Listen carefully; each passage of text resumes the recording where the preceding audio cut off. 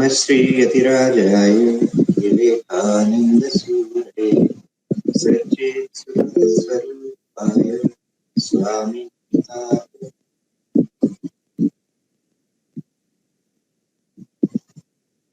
हमारे रामकृष्ण आश्रम इंदौर के सचिव महाराज और बंकिम महाराज और अन्य जो स्वामी जी वहां पर है, सभी को प्रणाम निवेदन करते हुए और हम इस सत्र का प्रारंभ करते हैं। सत्र का प्रारंभ तो हो ही चुका है, पर जो व्याख्यान अभी पढ़ा गया उसके ऊपर थोड़ा दृष्टिपात करने का प्रयास करेंगे।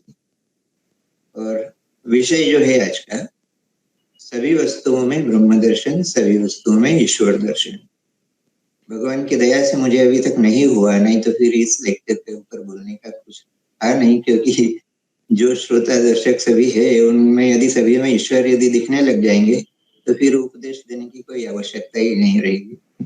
तो अभी तक तो उस उपलब्धि तक पहुंचा नहीं हूँ, इसलिए स्वामी जी के इस व्याख्यान के विषय में दो चार कुछ बातें मेरे जो विचार है वे व्यक्त करने का प्रयास करूंगा।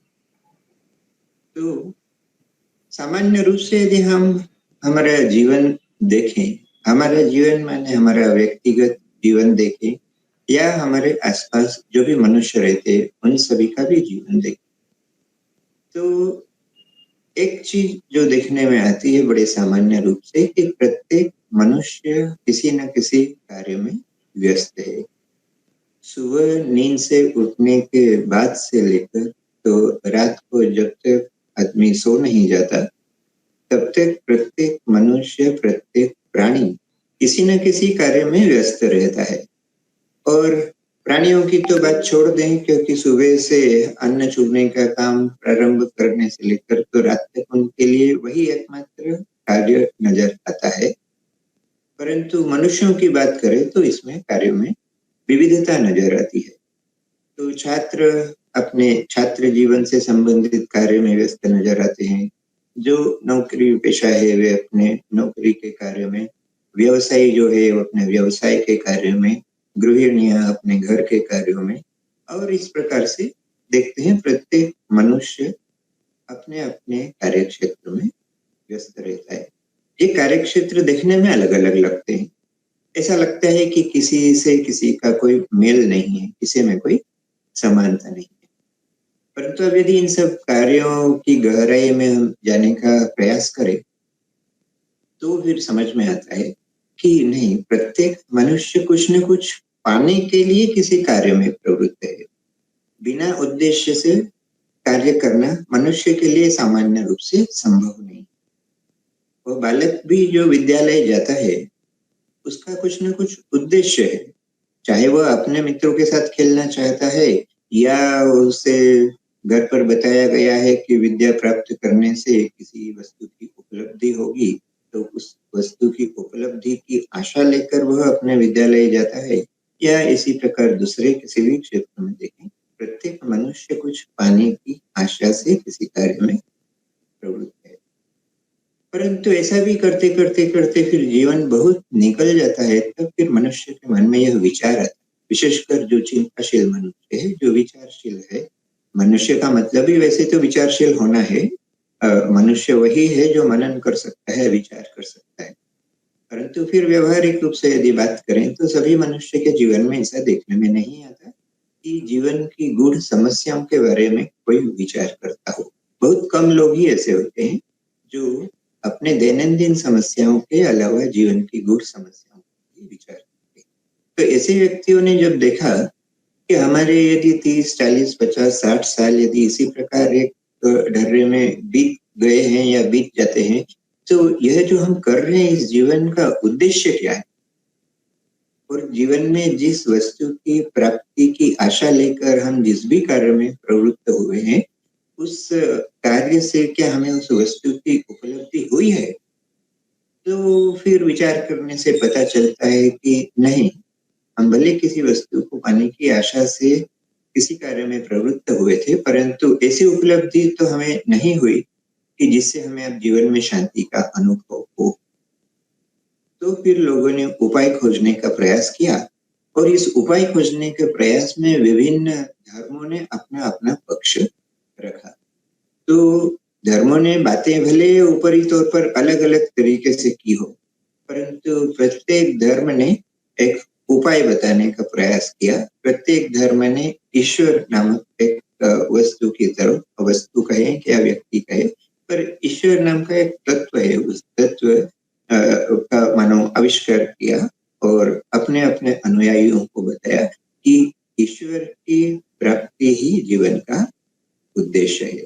और यदि ईश्वर की प्राप्ति हो, ईश्वर का दर्शन हो, ब्रह्म लाभ हो, शब्दों का अंतर हो सकता है, परंतु उस अंतिम एक सत्य को, जिसे विभिन्न धर्मों ने विभिन्न नामों से जाना है, उस अंतिम तत्व का साक्षात्कार या उस अंतिम तत्व की उपलब्धि करने में ही जीवन की उपयोगिता है, यह धर्मों का मत था। तो मनुष्य को बड़ा अच्छा लगा कि चलो हम इतने जो विभिन्न कार्यों में व्यस्त थे, अब हमें एक उद्देश्य की प्राप्ति हुई, क्योंकि मन में विभिन्न कार्य करने के पश्चात भी शांति का अनुभव नहीं हो रहा। तो अब ईश्वर नाम के एक तत्व की संधान हुई। ईश्वर नाम का एक तत्व है जिसे जानने से, जिसे प्राप्त करने से, जिसका साक्षात करने से जीवन में शांति आ सकती है। मनुष्य के मन में यह एक संभावना का उदय हुआ। फिर उन्होंने धर्मों से पूछा कि इस ईश्वर तत्व की प्राप्ति कैसे हो सकती है। तो धर्मों ने जो उपाय बताया उसमें अधिकतर यही बताया कि तुम्हें अपने सांसारिक प्रपंच छोड़कर और सिर्फ ईश्वर की प्राप्ति में ही लगना।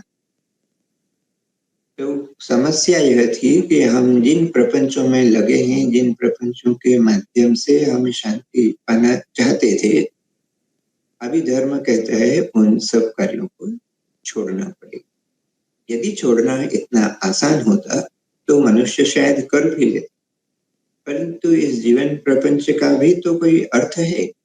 यदि ईश्वर ने पूरे संसार की सृष्टि की है तो इन सांसारिक प्रपंचों को भी ईश्वर ने वही बनाया होगा, और इन प्रपंचों को पूरी तरह से छोड़कर ही यदि ईश्वर की प्राप्ति हो, ऐसा यदि धर्म कहते हैं, तो अधिकतर मनुष्यों ने देखा कि यह उपाय उनके लिए संभव नहीं है। कुछ लोग अवश्य ही ऐसे थे जिन्होंने धर्म की इस बात पर पूरी तरह से विश्वास कर और सभी कुछ छोड़कर और कहीं जंगल में, कहीं एकांत में, कहीं ऐसे समाज से दूर किसी स्थान पर जाकर और ईश्वर की साधना करी। और ऐसे जो विरल व्यक्ति थे जो सब कुछ छोड़कर जा सकते थे, उसमें से भी सभी को ईश्वर की प्राप्ति हुई हो ऐसा नहीं, उसमें भी सिर्फ कुछ लोगों को ही उपलब्धि हुई है, परंतु हुई है यह मानना पड़ेगा। परंतु समाज के यदि हम करीब 99% लोग या उनसे भी ज्यादा की बात करें, वो जो उपलब्धि धर्म ने कहा कि संसार की सब चीजों को छोड़कर ईश्वर का संधान करो, तो शायद मुश्किल से 0.1-2% लोगों को वह उपलब्धि हुई, परंतु 99% से अधिक लोगों के जीवन में तो सब कुछ छोड़कर जाना संभव था भी नहीं, और शायद उनकी इतनी गहरी प्रवृत्ति भी नहीं थी। तो फिर उनके लिए क्या उपाय बचता है?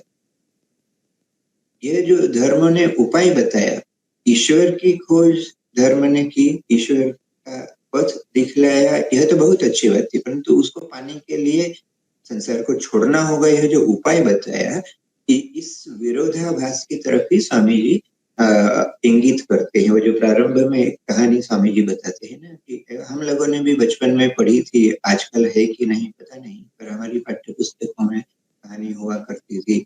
एक व्यक्ति सोया है और एक मच्छर उसे परेशान कर रहा है, तो वह अपने नौकर को एक कार्य दे देता है कि मैं सोने जा रहा हूँ और तुम इस मच्छर को परेशान मत करने देना।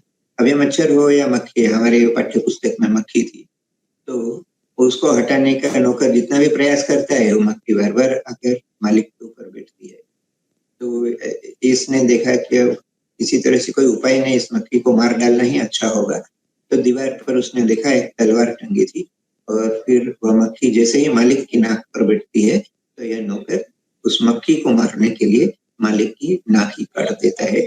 ऐसी कहानी हमने बचपन में पढ़ी थी। इसका थोड़ा बहुत इधर उधर वेरिएशन होकर कहानी प्रचलित है, स्वामी जी भी यही बताए। पर स्वामी जी कहानी बताते हैं एक बड़े गूढ़ रहस्य के साथ ये जो बात अभी हम बता रहे थे कि धर्मों ने ईश्वर प्राप्ति का जो साधन बताया कि आप अपने संसार को ही छोड़ दो। सामान्य मनुष्य संसार में सुख प्राप्ति की आशा करता है, कुछ न कुछ सुख प्राप्त करता भी है। उस सुख को छोड़कर और ईश्वर की संधान में जाए, ऐसा सामान्य मनुष्य के लिए संभव। और स्वामी जी कहते हैं कि विभिन्न धर्मों या अधिकतर धर्मों द्वारा जो ईश्वर प्राप्ति का उपाय बताया गया है, यह इस कहानी से तुलना करने के लायक है कि जहाँ जिन वस्तुओं में, जिन कार्यों में हम आनंद पाना चाहते हैं, उसी के त्याग की बात धर्म करता है, और इसलिए अधिकतर मनुष्य के लिए धर्म का पालन संभव नहीं होता है। परंतु फिर उपाय क्या है? तो स्वामी जी कहते हैं वेदांत में इस बात का उपाय है, क्योंकि वेदांत किसी एक व्यक्तिगत ईश्वर की बात नहीं करता। स्वामी जी कहते हैं वेदांत ने उपाय बताया, और वेदांत ने क्या उपाय बताया? वेदांत ने वही उपाय बताया जो धर्म बताना चाहते थे, सिर्फ धर्मों का समझाने का तरीका अलग था, और शायद उन्होंने जो तरीका बताया वह सामान्य मनुष्य के लिए संभव नहीं था। तो वेदांत कहता है कि जिस ईश्वर के संधान के लिए, जिस ईश्वर की खोज के लिए तुम सब कुछ छोड़कर कहीं एकांत में जा रहे हो, उस ईश्वर को ही क्यों नहीं तुम अपने घर में ले आते? तो मनुष्य को लगा कहाँ, बात तो ठीक है, घर में यदि हम ईश्वर को ले आएंगे तो ईश्वर की भी प्राप्ति हो रहेगी, और हमारा जो घर परिवार संसार, जिन वस्तुओं के साथ हम हमारा दैनंदिन जीवन यापन करते हैं, वे भी बनी रहेगी।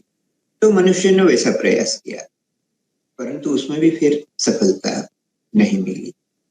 सफलता नहीं मिली तो फिर वेदांत से पूछा कि यह तो उपाय आपने बताया था कि ईश्वर को यहाँ ले आओ, इससे भी तो हमारा कुछ कार्य नहीं हो रहा है।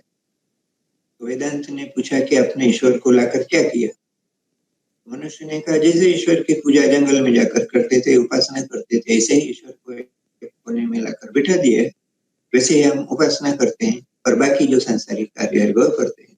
तो वेदांत कहता है कि नहीं, ईश्वर को घर में लाने का मकसद यह नहीं था कि आप उसे एक कोने में बिठा कर रखें। और इसी बात को यदि हम पूरे स्वामी जी के पूरे ज्ञान योग को देखें, ज्ञान योग में स्वामी जी ने उपनिषदों के कुछ श्लोक लेकर उन श्लोकों की व्याख्या की है। वही व्याख्या स्वामी जी के विभिन्न भाषणों के माध्यम से ज्ञान योग की पुस्तक का आकार लेकर हमारे समक्ष आती है। तो इस विशेष भाषण में सब वस्तुओं में ईश्वर दर्शन करने या ब्रह्म दर्शन करने की जो बात स्वामी कहते हैं, इसका मुख्य उपादान स्वामी जी ने लिया है ईशावास्य उपनिषद से। और ईशावास्य उपनिषद का भी जो प्रथम श्लोक है, वह प्रथम श्लोक कहता है ईशावास्यमिदं सर्वं यत्किंच जगत्यां तेन त्यक्तेन भुञ्जीत मा तद्वस्य। यह जो श्लोक है, इसी की व्याख्या स्वामी जी ने विशद रूप से इस भाषण में की है। और एक तो दूसरे श्लोक भी लिए हैं, पर मुख्य रूप से इस श्लोक के ऊपर इसी को विषय वस्तु बनाकर स्वामी जी ने सब वस्तुओं में ब्रह्म दर्शन की बात कही है। तो यह जो श्लोक है, वह जो थोड़ी देर पहले मैंने बताया कि वेदांत ने एक उपाय बताया। वेदांत ने कहा ईश्वर को घर में ले आओ, पर घर में लाकर भी ईश्वर को एक कोने में बिठाने की आवश्यकता नहीं है, बल्कि उस ईश्वर से समस्त वस्तुओं को आच्छादित करने की बात कही। आप जो भी कार्य करते हैं उसमें ईश्वर बुद्धि का आरोप करने का आदेश, निवेदन वेदांत हमसे करता है। इस ईशावास्य उपनिषद के प्रथम श्लोक के माध्यम से जो वेदांत कहता है, उपनिषद कहता है कि आप अपने सारे कार्य करते रहो, पर सारे कार्य करते समय सभी कार्यों को, सभी वस्तुओं को, संसार की जिन वस्तुओं में आपका आकर्षण है, जिन वस्तुओं में आप समझते हैं कि आपकी आसक्ति है, ऐसी ही चीजों को भी छोड़ने की आवश्यकता नहीं है। न आपको अपना घर छोड़ने की आवश्यकता है, न आपको अपना परिवार छोड़ने की आवश्यकता है, बल्कि सभी वस्तुओं को आप साथ में रखते हुए भी यदि उन वस्तुओं में, उन व्यक्तियों में, उन घटनाओं में, उन परिस्थितियों में यदि आप ईश्वर का आरोप करते हैं, यदि ईश्वर से उन वस्तुओं को आच्छादित करते हैं, उनमें यदि ईश्वर बुद्धि यदि रखकर आप यदि उन वस्तुओं का उपभोग करते हैं, तो फिर वेदांत कहता है कि इससे आपको अपने जीवन की उपलब्धि भी होगी और आपको समस्त त्याग करने की आवश्यकता नहीं होगी। अवश्य त्याग करने की आवश्यकता नहीं होगी इस अर्थ में कहा जाता है कि प्रारंभ से ही आपको सब छोड़ने की आवश्यकता नहीं होगी। धीरे धीरे जब आप परिपक्व हो जाएंगे, इस अभ्यास में जब आपकी परिपक्वता हो जाएगी, तो फिर शायद धर्मों ने जो मार्ग बताया था, तो सब कुछ छोड़कर जाना, वह भी शायद एक परिस्थिति में जाकर आपके लिए संभव हो जाए। वह बहुत आपके लिए सहज हो जाएगा। वह आपके लिए इतना दुखदायक, इतना पीड़ाजनक नहीं रहेगा जितना आज अचानक आप धर्म में पदार्पण करने के साथ ही यदि आपको कहा जाए कि सब छोड़कर चले जाओ, अभी करने में जो कठिनाई महसूस होती है, एक अवस्था ऐसी आएगी कि शायद तब हमारे लिए वह कार्य बहुत सहज हो जाए।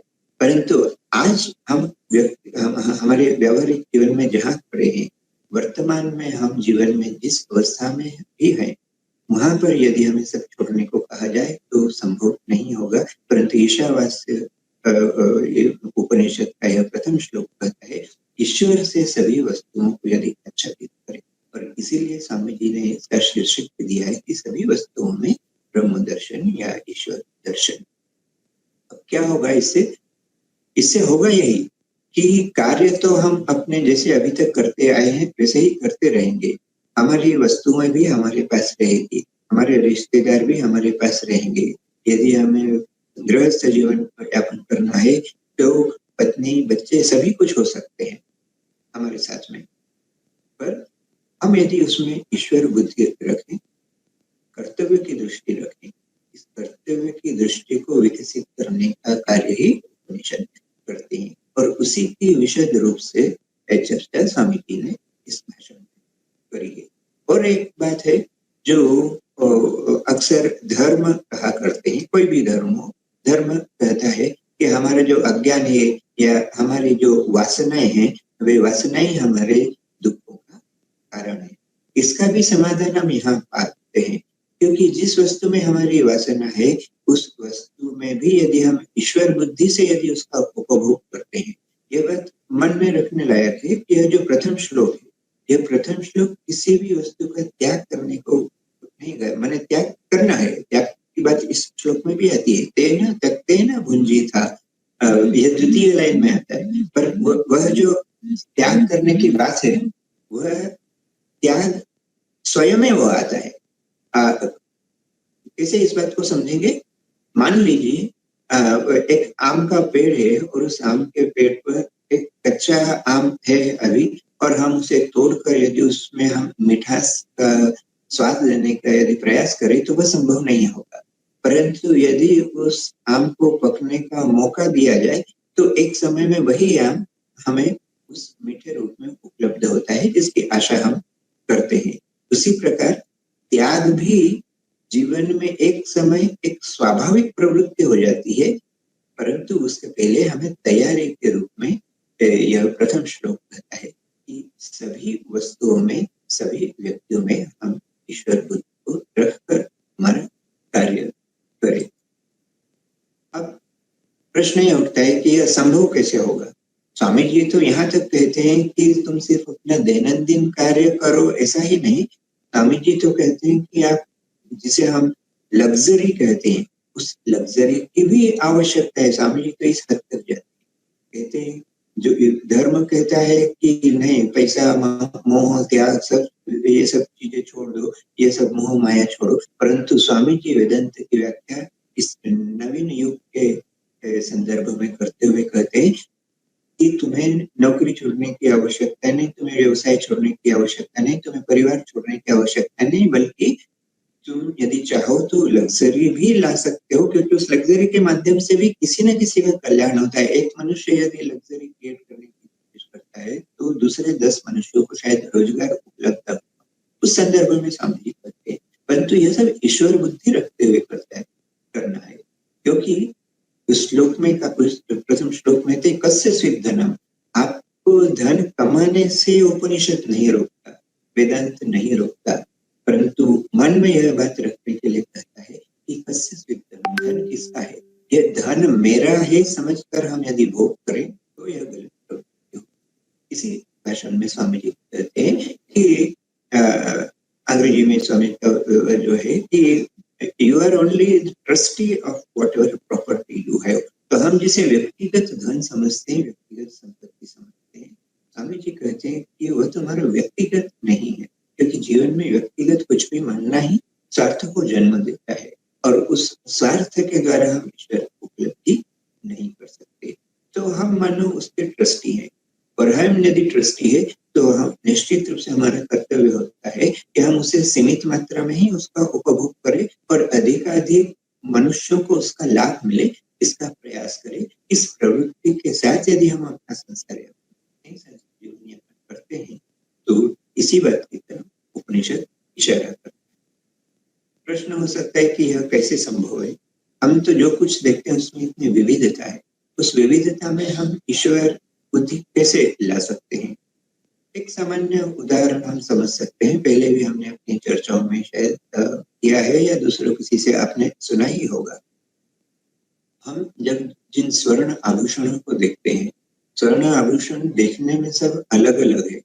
कोई चेन है, कोई अंगूठी है, कोई कान में पहनने लायक कोई अलंकरण है, कोई सिर पर धारण करने का कोई अलंकरण हो सकता है, कोई हाथ में पहनने का, कोई कमर में पहनने का। तो ये जो आभूषण, ये आभूषण अपनी उपयोगिता के हिसाब से अलग अलग नजर आते हैं, परंतु उन सब में जो एक मूल चीज है वह मूल तो है स्वर्ण। उस स्वर्ण में यदि हम अपनी बुद्धि टिकाएं तो फिर उस अलंकरण के प्रति हमारा जो एक विशेष बुद्धि है, उसमें जो विशेष आकर्षण है, विशेष जो आसक्ति है, वह जिस प्रकार से हमारी समाप्त हो जाती है। देखिए, वह आसक्ति का भाव समाप्त होता है, इसकी व्यवहारिकता समाप्त नहीं होती। यदि आप समझ लें कि सभी आभूषणों में स्वर्ण ही है, इसका अर्थ यह नहीं होगा कि उंगली में पहनने वाला आभूषण आप कान में पहनेंगे या कान में पहनने वाला नाक में पहनेंगे।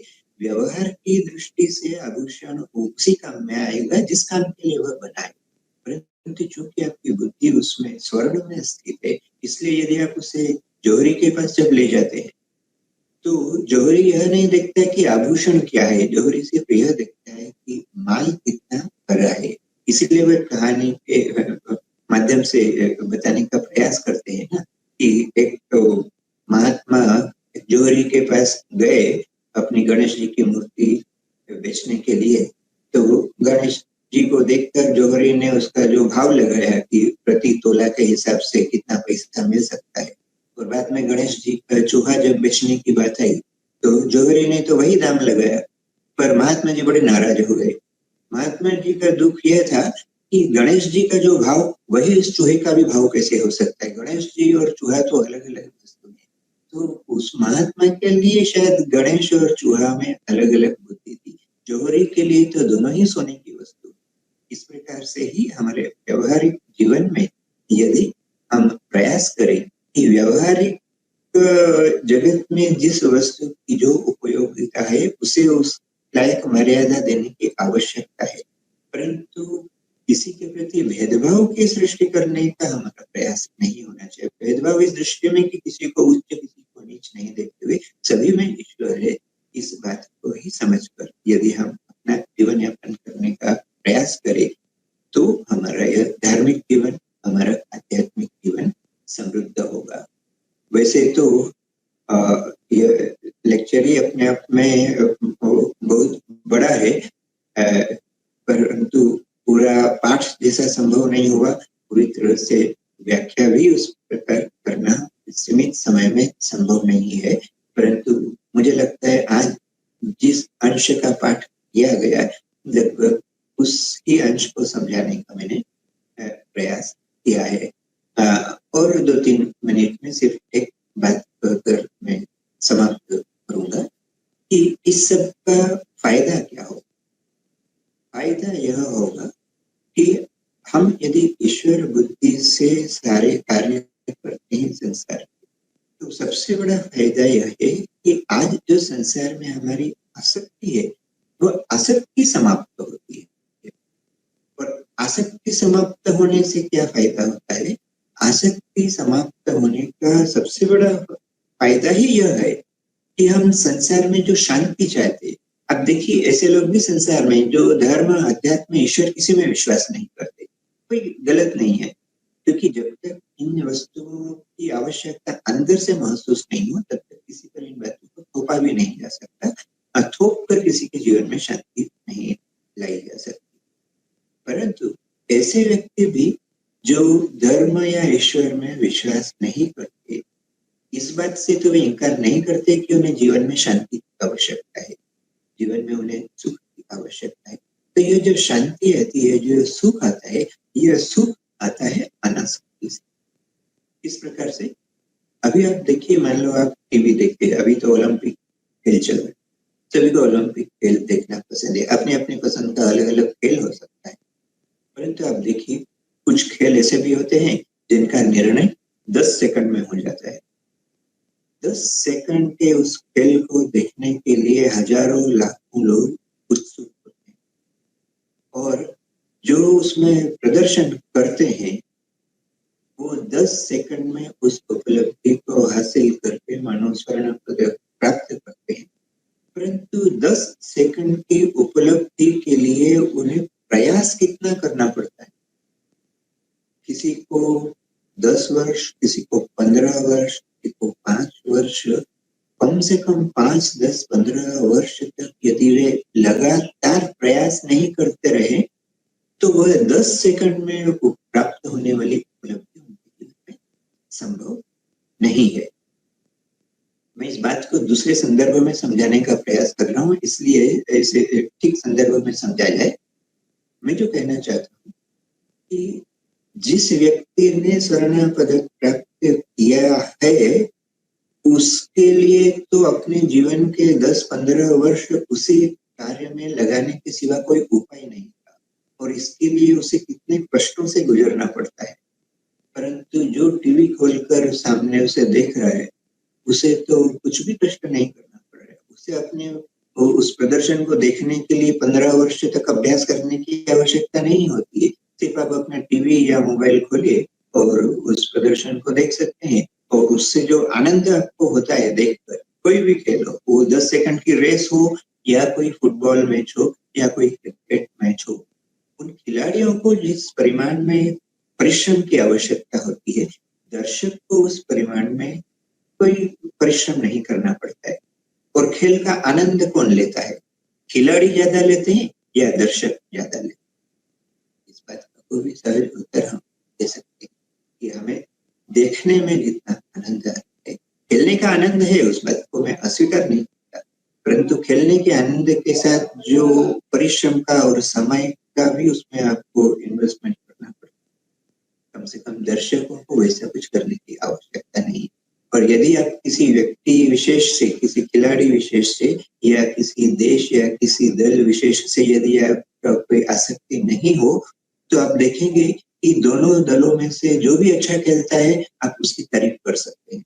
परंतु यदि उसमें भी यदि हमारी आसक्ति है तो फिर हम जो विरोधी पक्ष है वो यदि अच्छा भी प्रदर्शन करे तो हम उसे सहन नहीं कर पाते, हम उसकी प्रशंसा नहीं करते। तो यहाँ जो मैं कहना चाहता हूँ बात यह कि जब हम निष्पक्ष रूप से किसी खेल को भी देखते हैं तो हम अधिक आनंद ले सकते हैं। उस खेल में भी यदि हमारी आसक्ति हो तो फिर शायद हम इतना आनंद नहीं कर पाते, क्योंकि हम किसी व्यक्ति विशेष या किसी दल विशेष को ही जीतते हुए देखते हैं।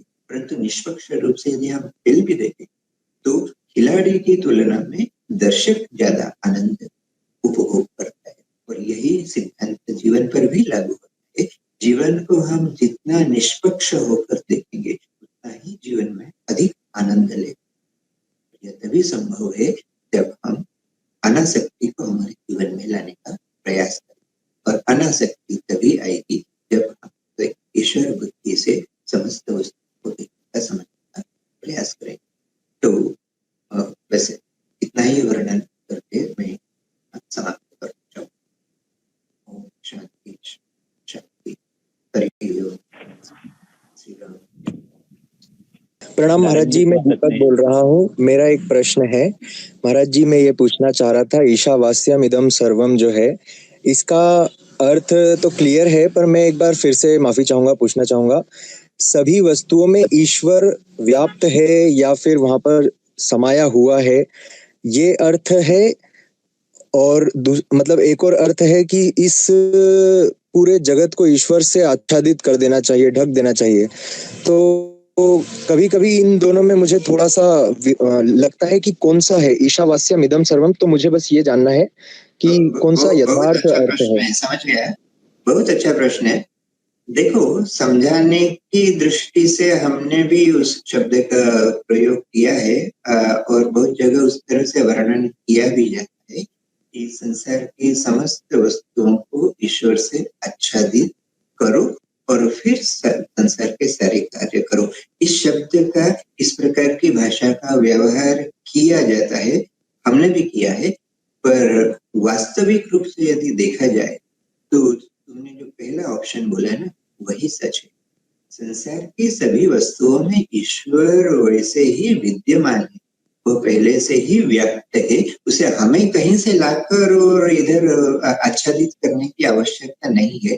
परंतु क्या है कि व्यवहार में हम जहाँ है वो समझाने के लिए इस प्रकार से करते हैं।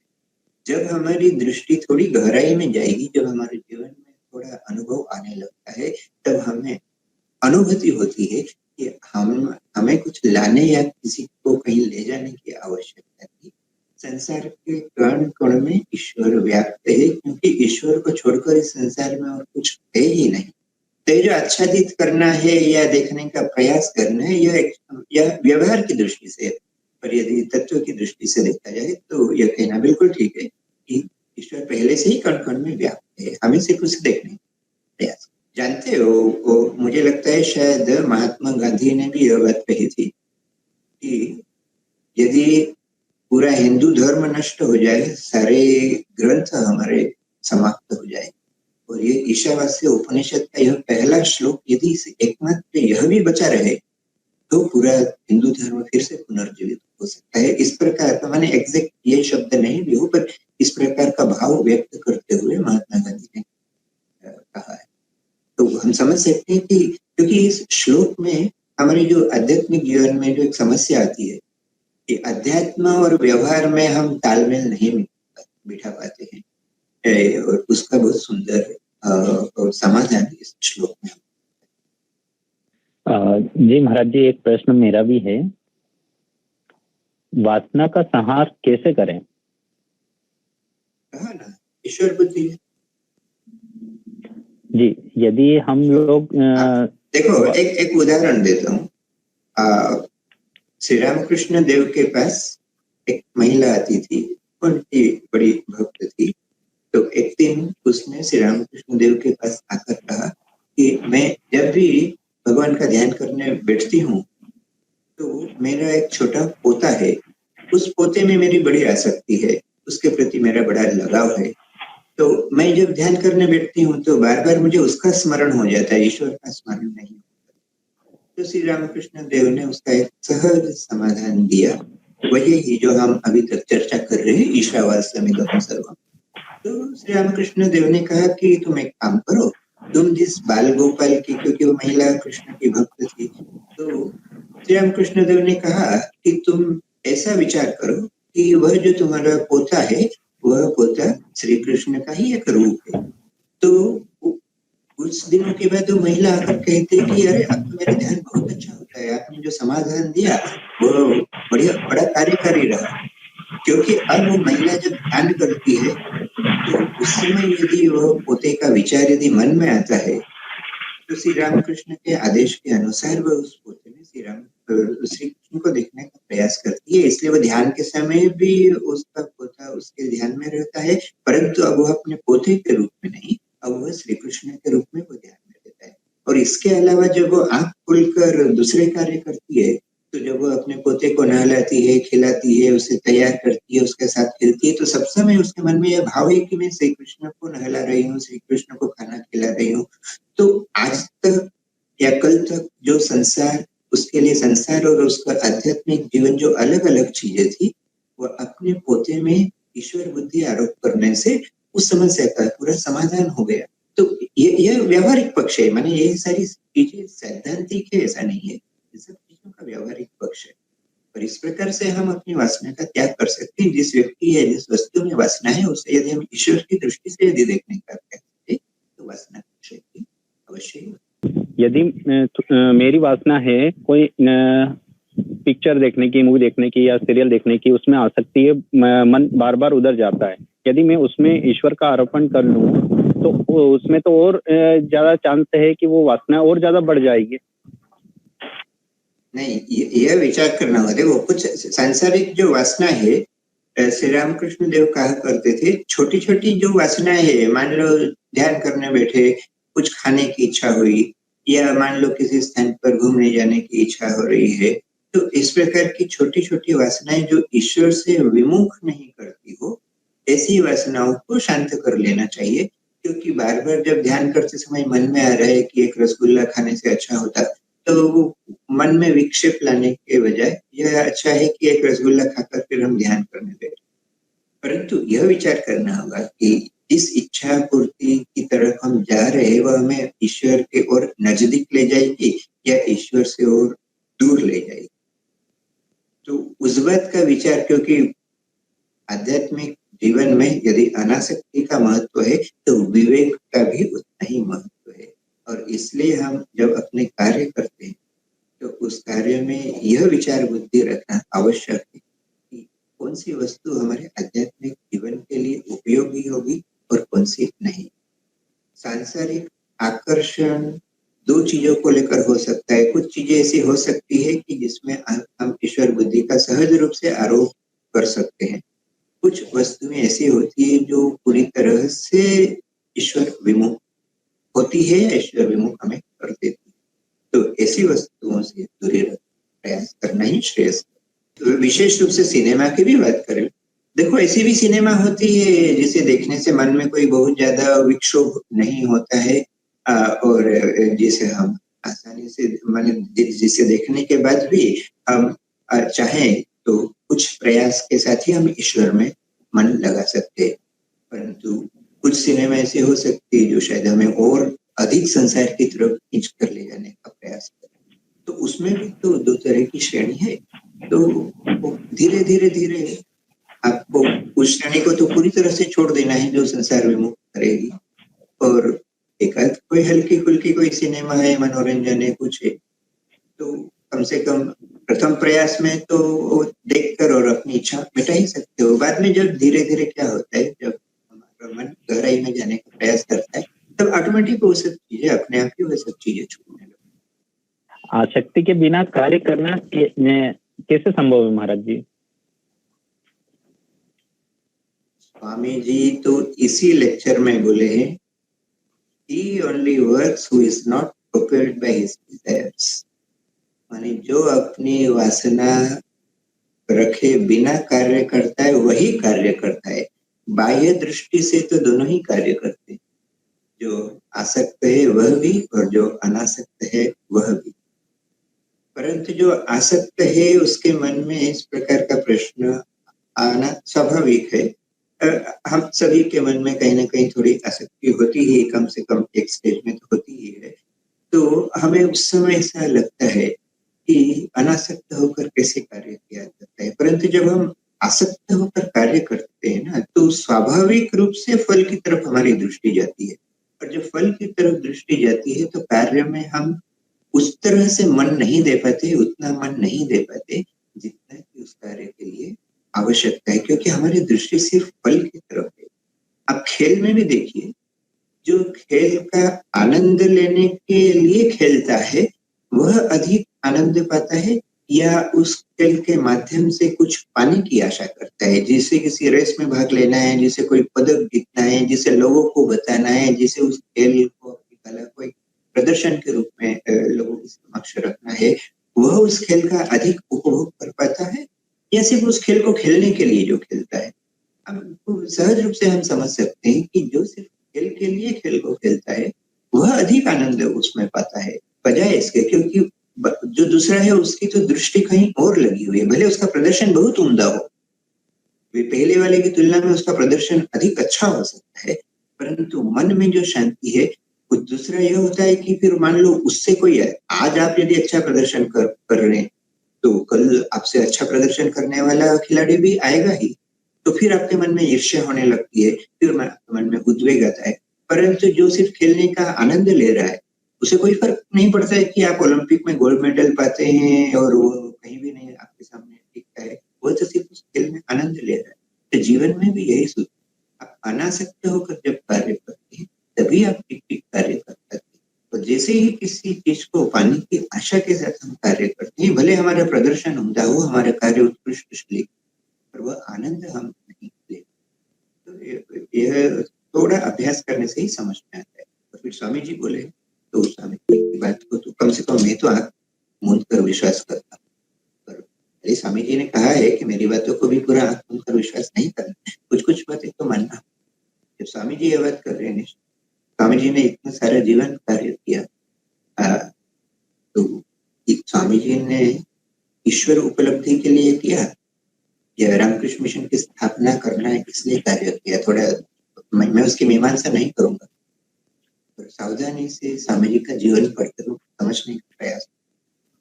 श्री रामकृष्ण देव ने जो शिक्षा उन्हें दी थी, प्रत्येक कार्य को ईश्वर दृष्टि से करना, उन्होंने अपना जीवन उस हिसाब से बिताने का प्रयास किया। उस प्रयास में शिकागो धर्म महासभा में एक भाषण हो गया, उस प्रयास में अमेरिका में वेदांत प्रचार हो गया, उस प्रयास में भारत में रामकृष्ण मिशन की स्थापना हो गई। परंतु स्वामी जी के जीवन में तो ऐसा कहीं नहीं लगता कि उन्होंने एक पहले उद्देश्य रखा कि मुझे एक संगठन बनाना है और फिर उसके लिए मुझे अमेरिका जाना है, ऐसा कहीं हुआ? स्वामी जी का जीवन पढ़ने से समझ। महाराज प्रणाम।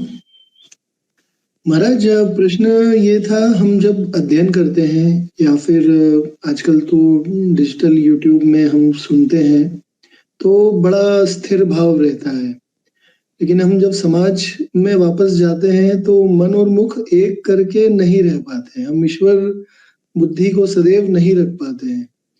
प्रयास करने से ही संभव होगा,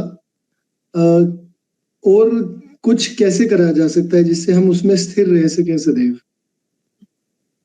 इसी भाषण की यदि बात करें, जो भाषण आज हमारी चर्चा का विषय है, इसमें ईश्वर बुद्धि रखकर संसार करने का उपदेश देते देते भाषण के अंतिम पर्व में स्वामी जी इसका उपाय बताते हैं कि यह सब बातें करना तो बड़ा आसान है, पर इसे व्यवहार में कैसे लाएं। और जहाँ व्यवहार में लाने की बात करते हैं, वहां स्वामी जी ने स्पष्ट रूप से वही शास्त्र की ही बात दोहराई है कि एकमात्र उपाय है श्रवण, मनन और निधिध्यासन।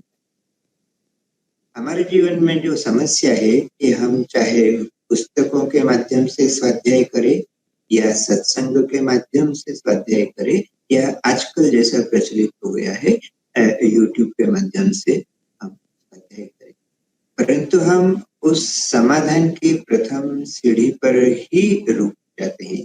श्रवण तो होता है, प्रत्येक सप्ताह आप सत्संग करते हैं, प्रत्येक सप्ताह आप कुछ अध्ययन करते हैं, यूट्यूब में जो भी देखते हैं वो सिर्फ श्रवण तक रुक जाता है। उसके बाद हम जीवन में उसका मनन करने का प्रयास नहीं करते। आज जो मैंने सुना उसे मैं सारा दिन दोहराऊंगा, उन बातों पर विचार करूंगा, उन बातों का मंथन करूंगा, वो करने का समय हम बिल्कुल भी नहीं निकाल पाते। और चूंकि मनन करने का ही समय नहीं निकाल पाते, जो तीसरी जो अवस्था है निधिध्यासन की, वहां तक तो हम जाने की कल्पना भी नहीं पाते।